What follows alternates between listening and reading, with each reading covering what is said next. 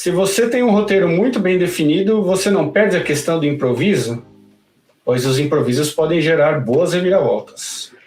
Tiago, justamente, sim, é possível. Se você tem um roteiro muito detalhado, pode ser que ele te prenda, mas aí a recomendação é não deixe que ele te prenda.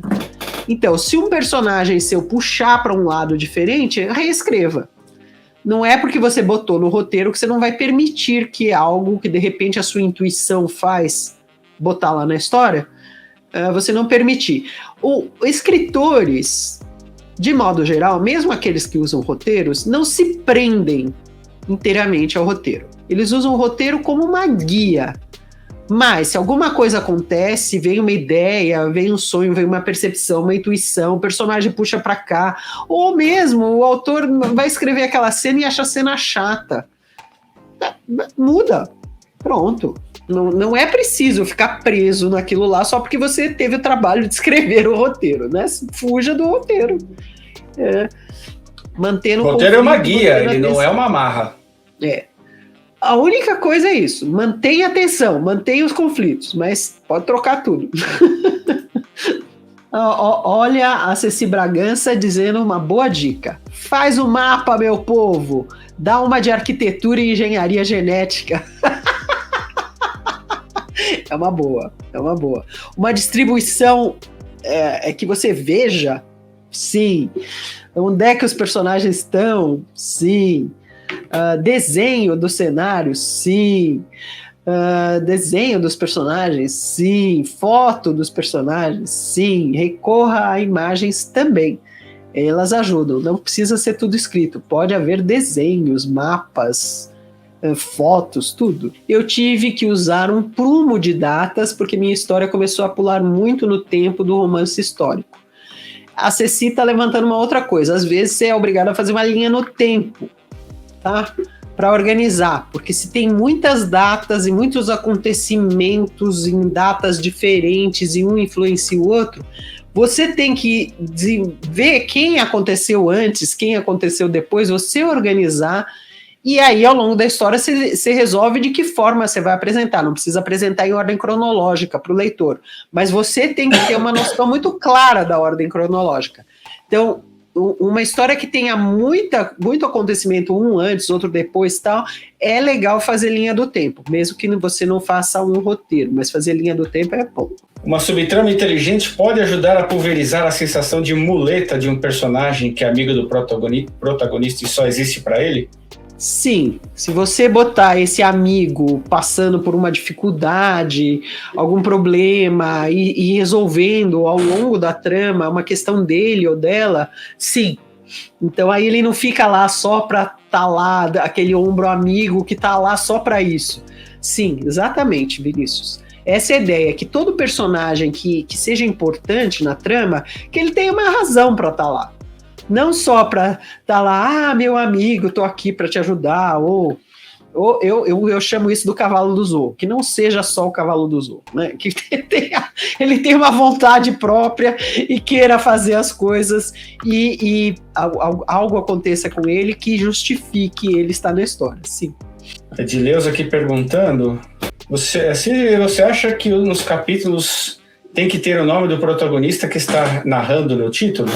Alguém me aconselhou, mas não gosto disso. É mais um daqueles casos que não é regra, né? Você põe se você quiser. Exatamente.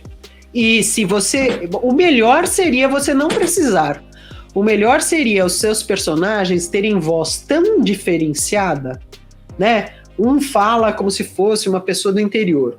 Outro fala como se fosse alguém, uma jovem que vive dentro de shopping. Então, ser tão determinante, tão característica a forma como eles pensam e falam, que você nem precisa dizer que personagem é.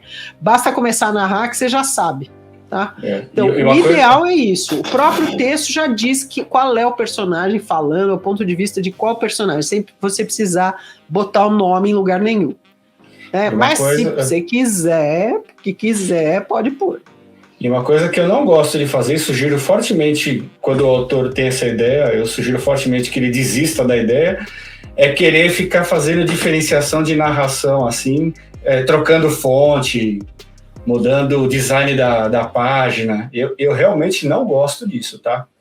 É como a Laura falou, se você quer fazer várias pessoas falando, você, no texto, você tem que conseguir fazer essa diferenciação sem tentar apelar para, assim, o design dizer quem é que tá falando. Eu realmente não gosto. Então, assim, isso é um trabalho do autor de fazer essa diferenciação no meio do texto, por meio da escrita, e não jogar essa responsabilidade para o design do livro. Concordo totalmente. Eu detesto essas coisas, fica mudando fonte para indicar que é outro. Nossa, acho muito fraco isso. O Thiago Genique está fazendo uma pergunta que é difícil de responder, mas vamos lá.